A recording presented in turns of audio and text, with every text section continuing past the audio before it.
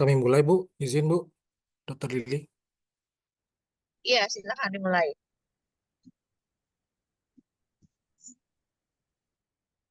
Izin teman-teman semuanya. Assalamualaikum warahmatullahi wabarakatuh.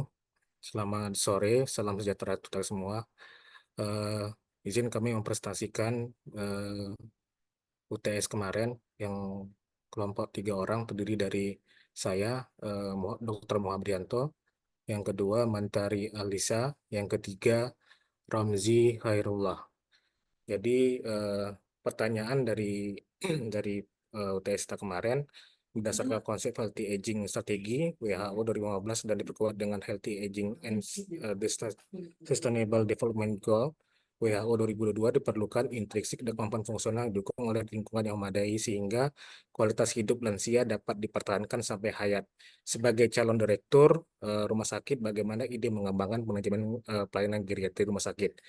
Jadi kami di sini sebagai direktur kami melakukan hal-hal sebagai berikut. Cara yang dilakukan untuk mengembangkan pelayanan geriatri di rumah sakit yang saya pimpin nantinya dengan menyusun langkah-langkah berikut. Jadi tata perencanaan ini kami mulai dengan melakukan evaluasi kebutuhan.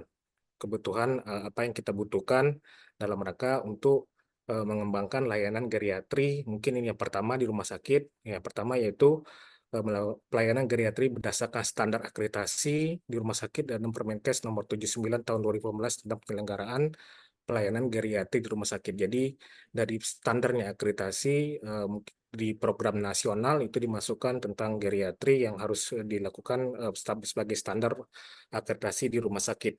Selanjutnya melakukan survei untuk memahami kebutuhan populasi lanjut usia di wilayah sekitar rumah sakit, berkoordinasi dengan puskesmas, klinik sekitar rumah sakit untuk mengetahui populasi di daerah tersebut, jenis penyakit sering yang diderita lansia di daerah tersebut, dan mengidentifikasi prevalensi penyakit kronis dan kondisi kesehatan umum dan populasi geriatri.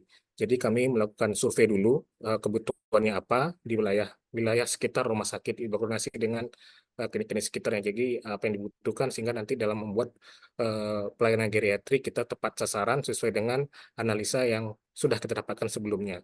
Selanjutnya menentukan atau mengevaluasi kemampuan pelayanan kesehatan di rumah sakit yang saya pimpin.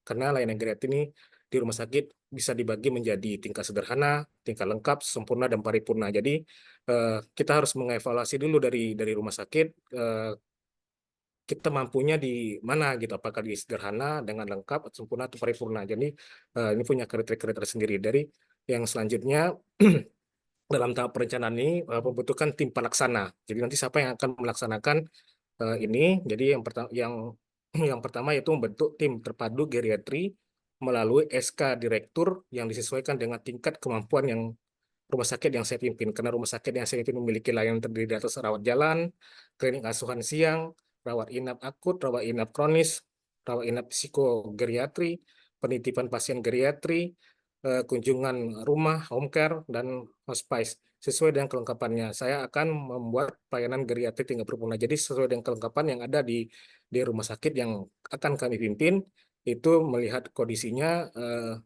kami nilai pelayanan geriatri tingkat paripurna yang akan kami siapkan untuk di rumah sakit yang akan kami pimpin nantinya. Selanjutnya, maka tim geriatri terpadu itu dibentuk pada layanan geriatri paripurna ini terdiri dari beberapa dokter spesialis dan subspesialis, ada dokter penyakit dalam, konsultan geriatri, dokter spesialis kedokteran fisik dan rehabilitasi, ada dokter kedokteran jiwa dan atau psikiater, dokter spesialis lainnya sesuai dengan penyakit pasien geriatrinya yang berkaitan dengan penyakit geriatri nantinya. Tentunya juga yang dokter umum mungkin nanti yang akan kita latih eh, untuk layanan geriatri ini. Terusnya selanjutnya yang F, perawat yang telah mengikuti pelatihan keperawatan gerontik atau pelatihan keterampilan intelijensia. Ada apoteker, tenaga gizi, fisioterapis, okupasi terapis, terapis bicara, perekam medis, psikolog, pekerja sosial, dan maksudnya psikolog sama ini typo. Dan selanjutnya, dan pasti tim memiliki pemahaman dan keahlian dalam merawat pasien lanjut usia. Jadi tim ini harus memiliki pemahaman dan keahlian dalam merawat pasien-pasien yang lanjut usia. Koordinasi dengan tim terpadu geriatri. Jadi persiapannya di rumah sakit umum dalam melaksanakan tugas dan fungsinya, ketua tim geriatri dibantu oleh penanggung jawab koordinator pelayanan untuk masing-masing pelayanan tersebut di atas. koordinasi kerja kerja dilaksanakan secara fleksibel dengan bagi tugas, sinkronisasi dan pendelegasian wewenang yang jelas. Jadi nanti tim terpadu ini dia bisa berkoordinasi dengan koordinator pelayanan masing-masing sehingga bisa dievaluasi dan dimonitoring pelayanan tim terpadu ini bisa berjalan dengan baik di rumah sakit.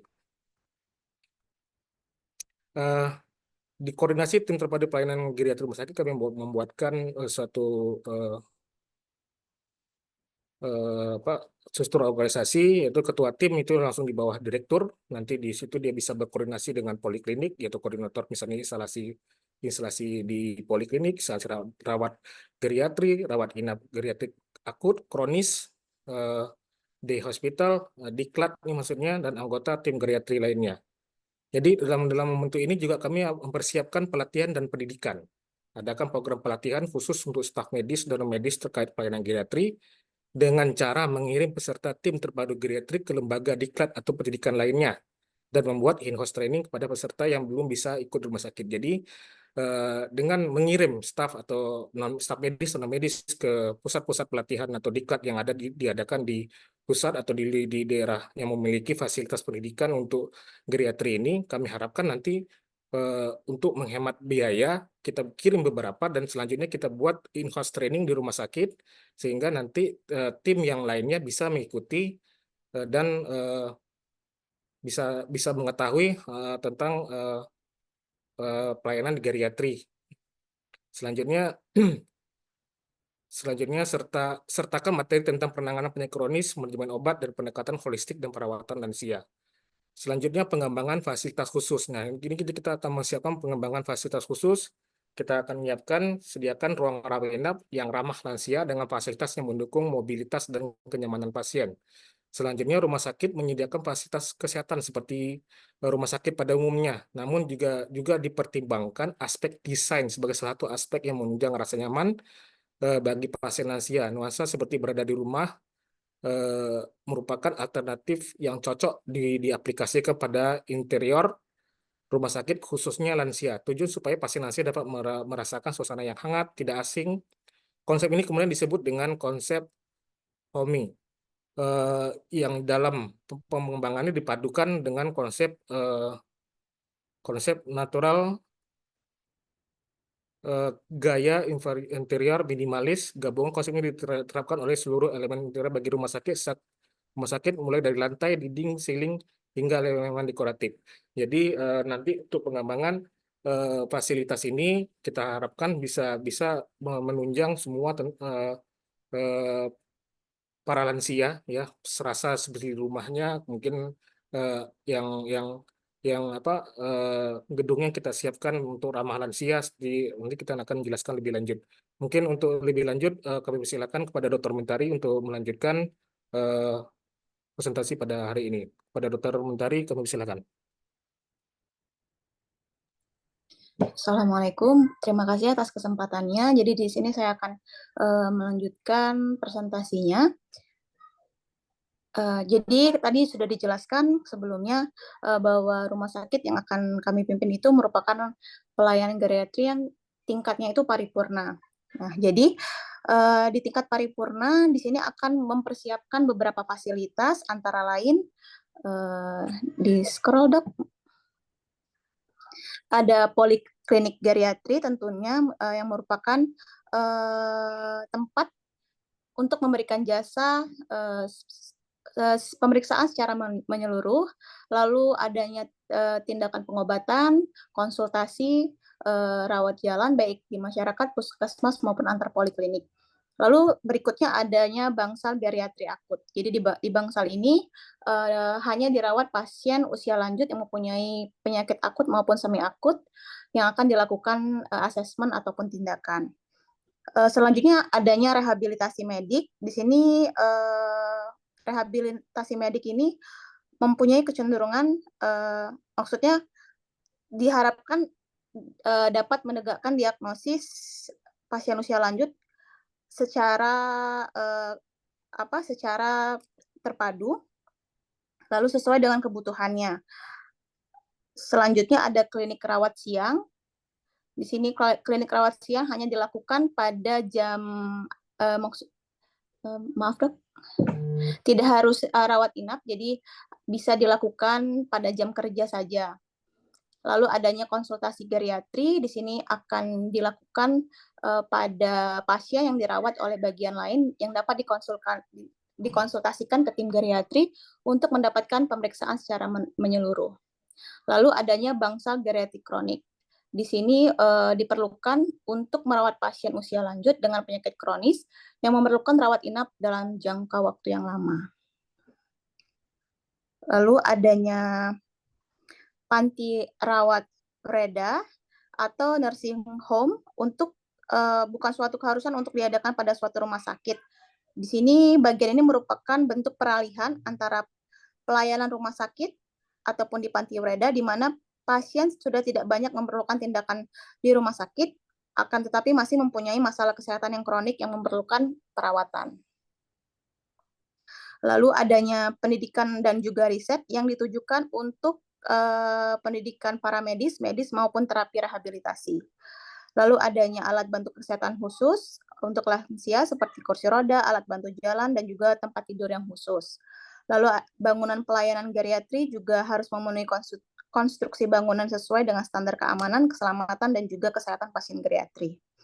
Lalu yang ke poin 5, tentunya adanya SOP yang akan menjelaskan alur tentang pelayanan geriatri di rumah sakit. Next. Nah, ini ada skema ataupun alur pelayanan geriatri komprehensif. Di sini ada layanan berbasis rumah sakit dan juga adanya layanan masyarakat yang berbasis rumah sakit. Di mana layanan berbasis rumah sakit terdiri dari poliklinik RS, bangsal akut, day hospital ataupun klinik siang, dan juga bangsal kronis. Di mana di setiap bagiannya akan dilakukan asesmen ataupun pengkajian, konsultasi, adanya kuratif, dan juga rehabilitasi. Dan juga rumah sakit yang sudah memiliki psikiater dapat dimasukkan di dalam tim ataupun rawat terpadu. Pada rumah sakit yang tidak memiliki psikiater dapat diupayakan agar geriatris diberikan pengetahuan mengenai ilmu psikogeriatri. Lalu yang terakhir itu ada layanan masyarakat berbasis rumah sakit yang di mana akan dilakukan oleh dokter, psikolog, dan juga terapi rehabilitasi. Baik, selanjutnya akan dilanjutkan oleh Dr. Omzi. Baiklah, terima kasih atas kesempatannya. Jadi mengenai tentang populasi usia lanjut terkait geriatri tersendiri, bahwa rumah sakit ini akan melayani beberapa layanan masyarakat, di mana itu ada dokter praktik swasta, puskesmas, dan dinas sosial yang akan berkaitan dengan masalah tentang mental, fisik, dan sosial. Dari mental tersebut itu akan difokuskan pada posyandu lansia, dan di sosial itu akan adanya paguyuban lanjut usia. Nah, di mana dari penempatan atau placement itu sendiri, jenis pelayanan di mana tim geriatri di rumah sakit ini membantu memberikan penilaian dan rekomendasi kepada penderita usia lanjut yang memerlukan penempatan di institusi usia lanjut setelah mengadakan asesmen fisik, psikis, dan sosial yang terarah, terutama bila institusi tersebut mendapati subsidi pemerintah. Kolaborasi dengan layanan lainnya seperti jalinan kerjasama dengan fasilitas kesehatan lainnya seperti panti jompo, pusat rehabilitas, dan layanan kesehatan di rumah. Selanjutnya, pastikan adanya rujukan yang mudah dan integrasi antara berbagai layanan kesehatan. Untuk pengawasan evaluasi itu sendiri, di mana buat sistem monitoring dan evaluasi untuk menilai efektivitas pelayanan geriatri, terus menggunakan data dan dari evaluasi untuk melakukan perbaikan berkelanjutan. Terus ada promosi dan edukasi dari masyarakat. Ini adakan program edukasi untuk keluarga dan masyarakat tentang pentingnya perawatan geriatri dan dukungan bagi lansia. Selanjutnya, tingkatkan kesadaran akan penyakit yang sering terjadi pada lansia dan bagaimana cara untuk mencegah serta menanganinya. Selanjutnya adalah pengelolaan sumber daya, di mana sini adalah alokasikan anggaran dan sumber daya yang cukup untuk mendukung operasional pelayanan geriatri dan pastikan adanya dukungan administrasi dan teknis yang memadai. Nah, selanjutnya itu bahas masalah tabel yang di atas mengenai tentang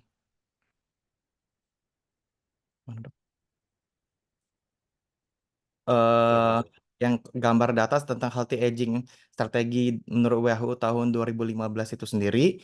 eh di sini dari high and stability capacity, pada gambar tersebut itu tersebut teridentifikasi 3 subpopulasi lansia. Yang pertama itu kelompok lansia yang sehat ataupun yang bugar dan kapasitas yang relatif tinggi. Kedua, kelompok lansia dengan kapasitas kesehatan yang sedikit menurun atau yang sudah mudah mulai lemah. Ketiga, itu mereka yang mengalami kehilangan kapasitas kesehatan yang besar. Dari subkelompok ini tidak bersifat baku. Apabila kebutuhan kelompok lansia tersebut diatasi, sebagian besar lansia akan merasakan peningkatan kemampuan fungsionalnya. Sistem kesehatan perlu diselaraskan dengan jumlah populasi lansia yang ada.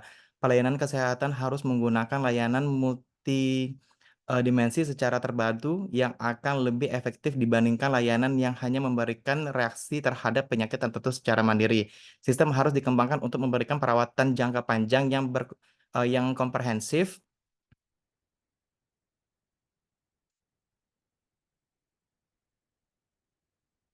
Hal ini bertujuan untuk menjaga tingkat kemampuan fungsional pada lansia meskipun sistem yang sesuai untuk setiap negara atau lingkungan berbeda. Hal ini perlu dilakukan dengan kemitraan yang jelas seperti keluarga, komunitas, institusi, dan layanan kesehatan lainnya. Baiklah, itu saja presentasi yang hasil UTS yang kami kerjakan. Ya, baik. Apakah ada pertanyaan atau komentar dari teman-teman? Silakan. Sambil menunggu mungkin ya, boleh langsung kelompok selanjutnya. Masih ada waktu ya sampai jam 6 kita. Ya, silakan kelompok selanjutnya share screen.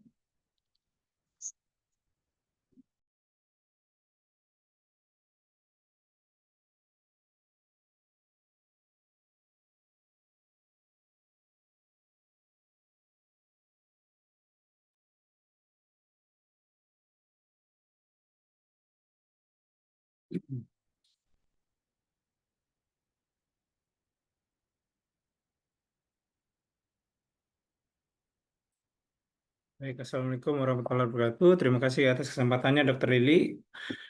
Kami dari kelompok selanjutnya, yaitu terdiri dari saya sendiri dengan Febriadi dan Dr. Kintani dan Siswantoro. Next.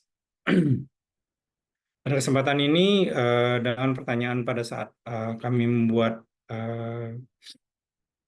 makalah ini, yaitu dengan berdasarkan konsep healthy aging strategik WHO 2015 dan diperkuat dengan healthy aging and the Sustainable Development Goals WHO 2022, diperlukan intrinsik dan kemampuan fungsional yang didukung lingkungan yang memadai sehingga kualitas hidup lansia dapat dipertahankan sampai akhir hayat. Sebagai calon direktur rumah sakit, bagaimana ide untuk mengembangkan manajemen pelayanan geriatri rumah sakit? Dari yang kami buat, pertama kami akan menguraikan terlebih dahulu. Sebelumnya ini mungkin kurang tadi yang soalnya mungkin kurang kapasitas intrinsik ya, Pak. Coba sebelumnya, slide sebelumnya,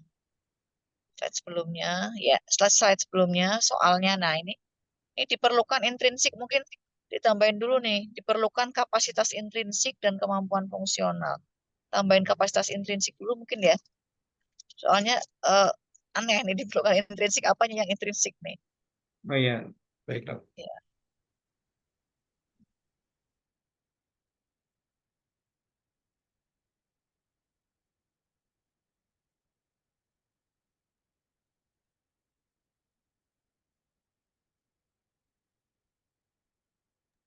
Ya, oke, lanjutkan.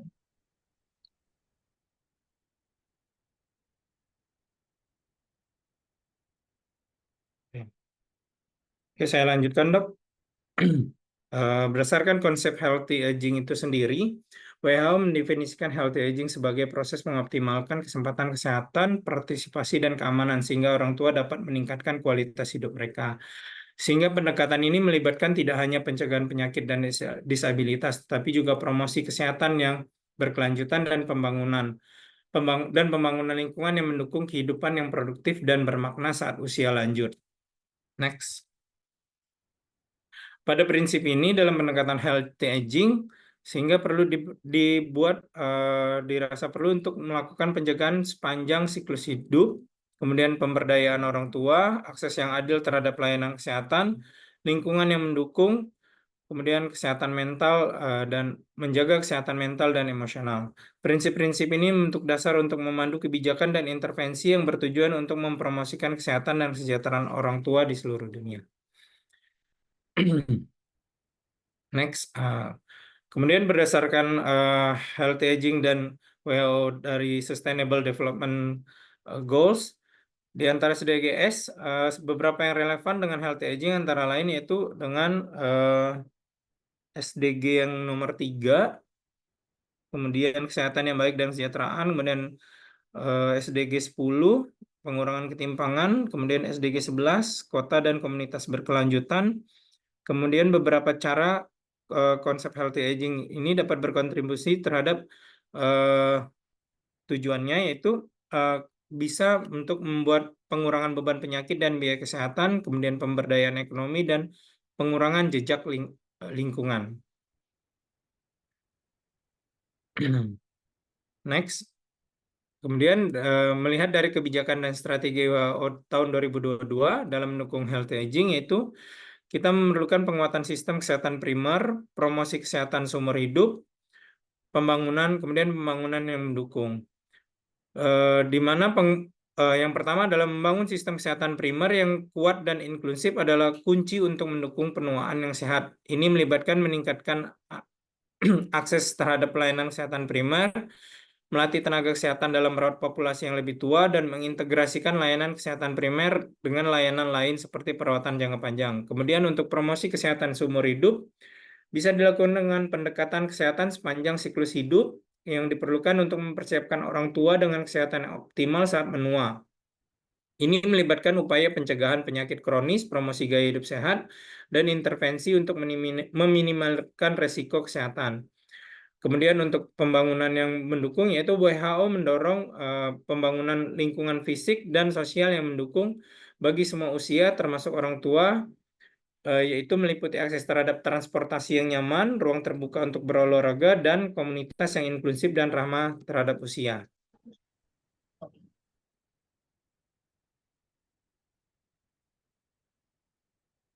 Next, untuk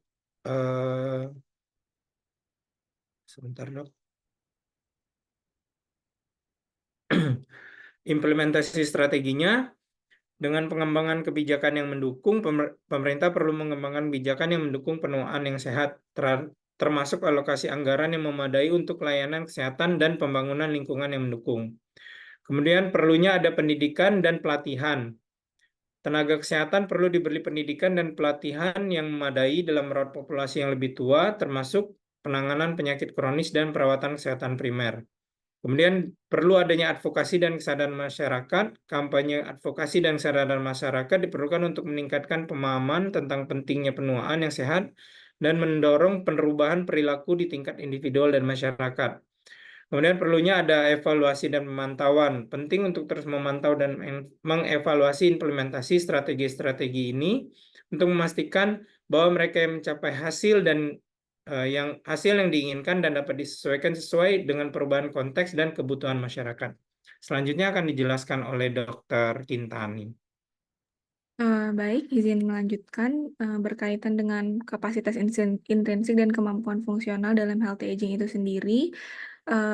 Faktor intrinsiknya terdiri dari genetika dan biologi yang mempengaruhi proses penuaan dan juga dari setiap individu. Kemudian gaya hidup sehat. Nah, gaya hidup sehat ini mencakup nutrisi, aktivitas fisik dan juga kesehatan mental, kemudian manajemen penyakit kronis, di mana banyak orang tua menghadapi penyakit kronis seperti diabetes, hipertensi, atau artritis. Manajemen penyakit kronis ini memerlukan perawatan yang teratur, pengelolaan obat yang tepat, dan perubahan gaya hidup untuk mengontrol gejala dan mencegah komplikasi yang lebih serius. Kemudian berkaitan dengan kemampuan fungsional dalam healthy aging, ini meliputi mobilitas dan kemampuan fisik, Kemudian kemampuan kognitif termasuk seperti memori, pemecahan masalah, dan pemikiran abstrak juga penting untuk penuaan yang sehat. Kemudian interaksi sosial dan juga keterlibatan komunitas. Karena interaksi sosial dan keterlibatan komunitas ini memiliki dampak positif pada kesehatan dan kesejahteraan orang tua. Selanjutnya juga diperlukan lingkungan yang mendukung untuk healthy aging, di mana lingkungan itu terdiri dari lingkungan fisik yang mendukung, yaitu dengan adanya infrastruktur yang ramah lansia, kemudian aksesibilitas dan keamanan yang penting seperti pusat kesehatan, supermarket atau tempat ibadah, dan juga aman dari bahaya-bahaya kekerasan, kejahatan, dan juga mengurangi risiko cedera, sehingga meningkatkan keamanan bagi lansia. Kemudian lingkungan sosial meliputi adanya dukungan sosial dan juga jaringan komunitas. Ini juga berkaitan dengan adanya program seperti kelompok-kelompok lansia atau kegiatan sosial lainnya. Kemudian layanan kesehatan dan adanya layanan kesehatan dan perawatan lansia. Ini berkaitan dengan akses yang mudah dan terjangkau ke layanan kesehatan primer, perawatan jangka panjang, dan perawatan kesehatan lainnya yang penting untuk menunjang kesehatan lansia. Kemudian lingkungan yang mendukung juga didukung dari lingkungan ekonomi, meliputi adanya keamanan finansial yang stabil, dapat diperoleh dengan adanya ketersediaan pendapatan yang stabil dan cukup, program pensiun yang adil, dan pelindungan sosial yang memadai, yang memberikan pelindungan finansial yang penting bagi para lansia. Kemudian adanya akses ke pekerjaan dan pendidikan untuk lansia, sehingga program ini dapat memberikan peluang yang ditujukan khusus untuk membantu orang tua agar tetap aktif secara ekonomi dan terlibat dalam kegiatan produktif.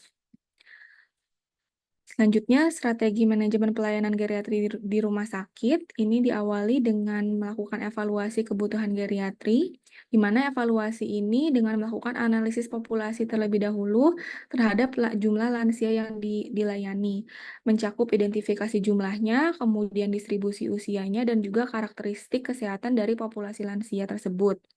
Sehingga analisis ini dapat membantu dalam memahami tren kesehatan dan juga kebutuhan spesifik pada populasi lansia. Setelah itu dilakukan identifikasi kebutuhan kesehatan dan juga kebutuhan sosialnya. Ini termasuk dengan identifikasi prevalensi penyakit kronis, kemudian gangguan mobilitas, kebutuhan perawatan jangka panjang, serta dukungan sosial dan emosional yang diperlukan. Penilaian ini juga berkaitan dengan evaluasi terhadap status gizi dan juga risiko jatuh pada lansia. Setelah dilakukan evaluasi tersebut, dilanjutkan dengan pengembangan layanan geriatri. Di sini strateginya dengan membentuk unit khusus geriatri yang dirancang untuk menyediakan lingkungan yang aman dan mendukung bagi pasien lansia, termasuk fasilitas untuk rehabilitasi dan juga terapi okupasi, kemudian melakukan pelatihan staf dalam perawatan geriatri, kemudian melakukan penerapan protokol perawatan berdasarkan evidence-based medicine, di mana implementasinya ini akan terbukti lebih efektif dalam penanganan kondisi kesehatan umum pada lansia seperti mungkin protokol manajemen demensia, osteoporosis, dan penyakit-penyakit kronis lainnya. Setelah itu, setelah dilakukan pengembangan layanan geriatri, dapat dilanjutkan dengan pelayanan multidisiplin, di mana untuk pelayanan multidisiplin ini akan dibutuhkan kerjasama tim kesehatan yang melibatkan dokter, kemudian perawat, fisioterapis, ahli gizi, pekerja sosial, dan juga profesional kesehatan lainnya yang bertugas untuk merencanakan dan melaksanakan perawatan holistik dan komprehensif. Kemudian program rehabilitasi dan terapi, ini menyediakan program rehabilitasi dan terapi yang dirancang khusus untuk lansia, termasuk terapi fisik, terapi okupasi, dan rehabilitasi jantung atau neurologis. Program ini membantu meningkatkan mobilitas, keseimbangan, dan juga kemandirian dari pasien lansia. Selain itu, kita juga harus memanfaatkan teknologi dalam pelayanan geriatri, di mana teknologi ini bisa digunakan pada saat pemantauan dan juga perawatan, kemudian menciptakan sistem informasi kesehatan yang terintegrasi. Selanjutnya, kita juga perlu melakukan penguatan dukungan sosial dengan membuat program dukungan keluarga dan juga caregiver, sehingga lebih efektif untuk mengelola emosional dan juga stres yang berkaitan dengan kondisi lansia. Selanjutnya, kegiatan sosial dan juga keterlibatan komunitas bagi lansia. Kemudian peningkatan kualitas hidup lansia meliputi program promosi kesehatan, adanya layanan konseling dan juga dukungan mental, kemudian pengembangan program aktivitas fisik dan juga kognitif. Selanjutnya akan dilanjutkan oleh Pak Siswantoro, silakan. Terima kasih kesempatannya. Mohon izin melanjutkan terkait tantangan dan solusi dalam pengembangan konsep healthy aging. Yang pertama adalah keterbatasan sumber daya. Banyak negara, terutama negara yang sedang berkembang, yang menghadapi keterbatasan sumber daya, baik dalam hal finansial maupun tenaga kerja terlatih untuk mendukung strategi healthy aging. Solusi inovatif yang dapat dilakukan yaitu dengan membangun kemitraan antar sektor publik dan swasta yang dapat membantu mengatasi keterbatasan sumber daya. Contohnya, kolaborasi dengan perusahaan teknologi untuk menyediakan perangkat wearable dengan biaya terjangkau atau bahkan gratis untuk lansia. Yang kedua adalah isolasi sosial. Isolasi sosial dan kesepian adalah tantangan besar yang dihadapi oleh banyak lansia yang dapat berdampak negatif pada kesehatan fisik dan mental mereka. Solusi yang bisa ditawarkan yaitu mengembangkan program-program yang mendorong interaksi sosial seperti klub sosial untuk lansia, kemudian program mentoring antar generasi dan kegiatan komunitas lainnya yang dapat membantu mengurangi isolasi sosial. Yang ketiga, akses terhadap teknologi. Karena tidak semua lansia memiliki akses atau keterampilan untuk menggunakan teknologi yang dirancang untuk mendukung penuaan sehat. Solusi yang bisa dilakukan yaitu mengadakan pelatihan teknologi yang khusus dirancang untuk lansia sehingga dapat meningkatkan keterampilan dan kepercayaan diri mereka dalam menggunakan teknologi. Selain itu, menyediakan dukungan teknis yang mudah diakses juga merupakan solusi penting yang bisa dilakukan. Next.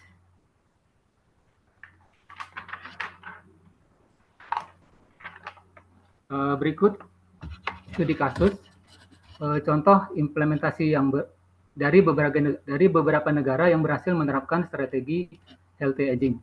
Yang pertama di negara Swedia. Swedia terkenal dengan pendekatan holistik terhadap lansia yang mengintegrasikan perawatan kesehatan dengan layanan sosial. Salah satu contohnya adalah program Elders Behop Eye Centrum yang memfokuskan pada evaluasi kebutuhan individu lansia dan memberikan layanan yang disesuaikan. Program ini berhasil meningkatkan kualitas hidup lansia dengan menyediakan perawatan yang lebih terkoordinasi dan mengurangi rawat inap di rumah sakit. Negara kedua yaitu Jepang.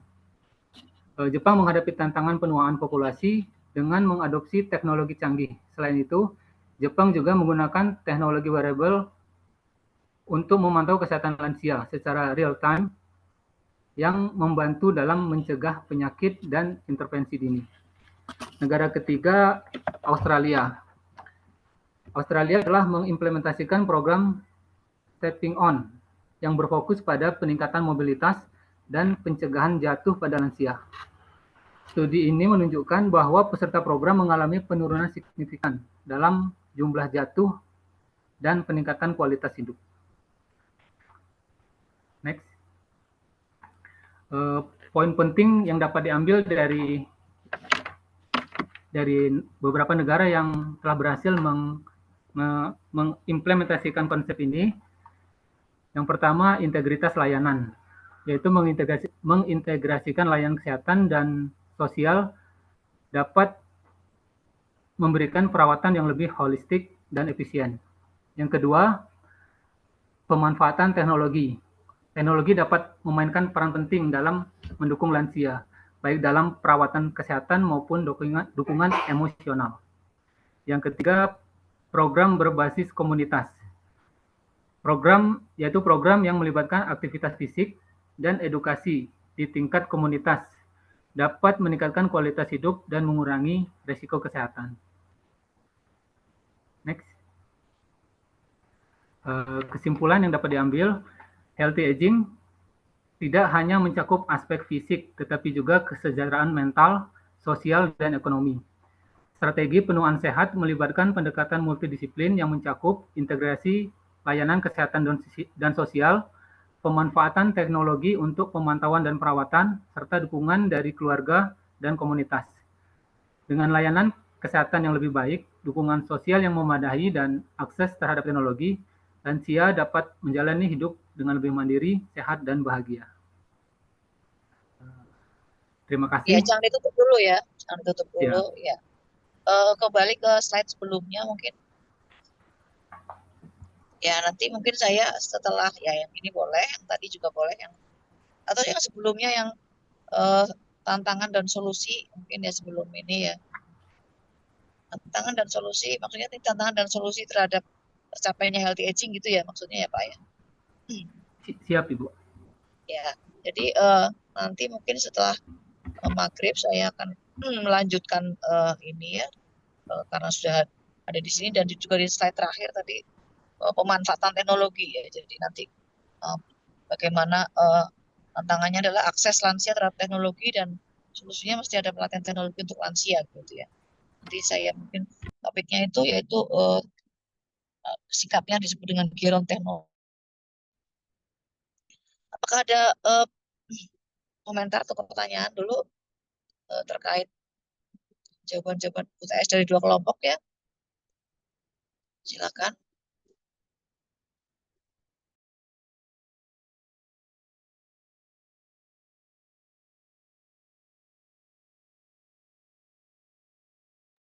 Ya, baik kalau belum ada nanti mungkin bisa disampaikan ya setelah maghrib. Kita ketemu lagi jam 18.30 ya. Nah, sekarang saya leave dulu. Nanti kalau ada komentar maupun pertanyaan terkait jawaban UTS boleh disampaikan. Baik. Baik, Saya leave dulu ya. Nanti sampai 18.30. baik dok, terima kasih Baik, dok. Dok. Terima kasih, Baik Dok. dok, terima kasih dok.